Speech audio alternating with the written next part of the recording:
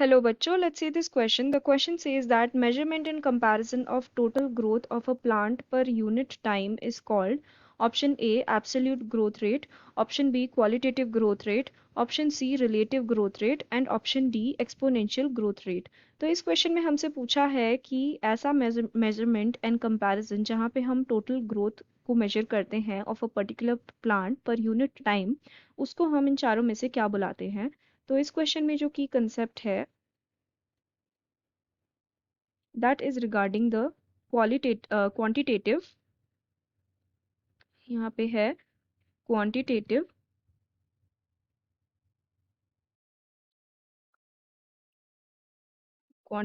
comparisons between the growth of living systems. Okay, quantitative comparisons in the growth of living system. तो यहाँ पे दो type के quantitative comparisons होते हैं। एक तो होता है द एब्सोल्यूट ग्रोथ रेट और दूसरा होता है रिलेटिव ग्रोथ रेट। तो एब्सोल्यूट ग्रोथ रेट जो होता है that is the measurement and comparisons of the total growth of a particular plant per unit time। ठीक है, और अगर हम इसका फॉर्मूला देखें तो इसका फॉर्मूला होता है लाइक यहाँ पे आएगा फाइनल साइज माइनस इनिशियल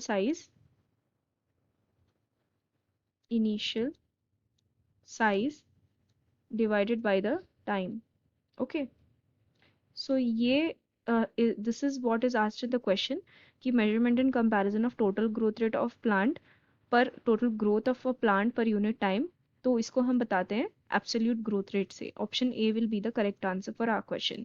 अगर हम दूसरे ऑप्शंस देखें तो ऑप्शन बी में बोला है qualitative growth rate.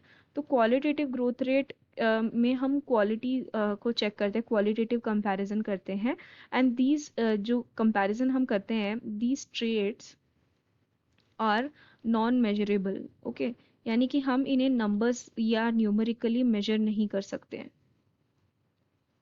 in numbers। So these are the such traits, for example height हो गई, color हो गया and all that। So this will not be the correct answer for our question।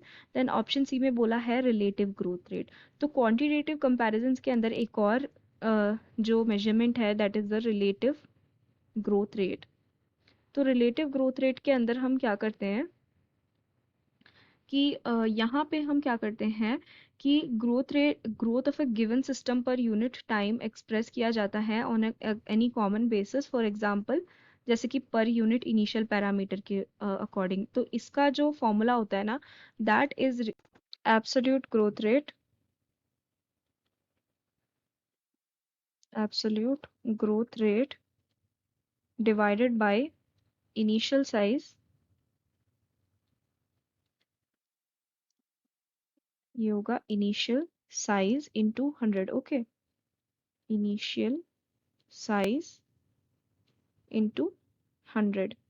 And अगर हम बात करें एक्सपोनेंशियल ग्रोथ रेट की तो it is the process that increases the quantity over time. ठीक है, और ये क्या है इंस्टेंट, इसमें basically instantaneous rate of change of a quantity with respect to time हमें देखना होता है। इंस्टेंटेनियस